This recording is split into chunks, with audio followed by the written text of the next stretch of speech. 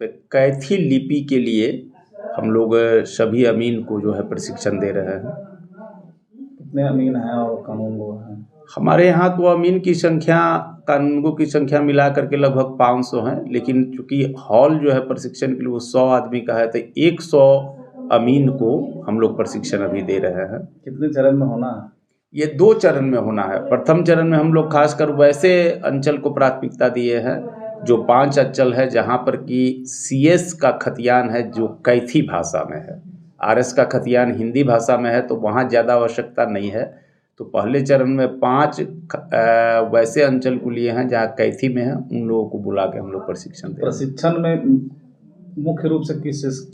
प्रशिक्षण में मुख्य रूप से 2 यहाँ पर प्रशिक्षक आए हुए हैं, बनारस से आए हुए हैं। वो दोनों कैथी भाषा के जानकार हैं, तो वो बता रहे हैं कि कैथी भाषा में अगर खतियान है तो उसको हिंदी में कैसे ट्रांसलेट करके हम लोग समझेंगे या तेरीज लेखन का कार्य करेंगे।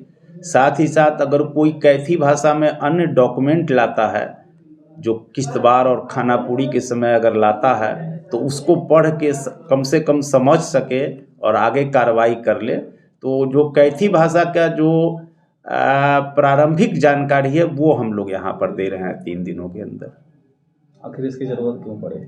ज़रूरत इसीलिए पड़ी कि आम तौर पर जो बिहार सरकार के कर्मी हैं वो हिंदी जानते हैं, कुछ हद तक अंग्रेजी जानते हैं। कैथी चूँकि उस समय वो चल रहा था, ये जब CS सर्वे हुआ 1904 से लेके 10 के बीच में, उस समय वो कैथी, तो अब कैथी के जानकार सामान्य रूप से नहीं है, बहुत कम लोग हैं। तो इसलिए जो नए लोग हैं उनको हम लोग कैथी भाषा की जानकारी देंगे कि पुराने डॉक्यूमेंट को भी पढ़ सके, समझ सके, या बेहतर ढंग से जो है विशेष सर्वेक्षण का कार्य कर सके। अब मेरा नाम मुकेश कुमार है, हम यहाँ बंदोबस्त पदाधिकारी के रूप में पदस्थापित है।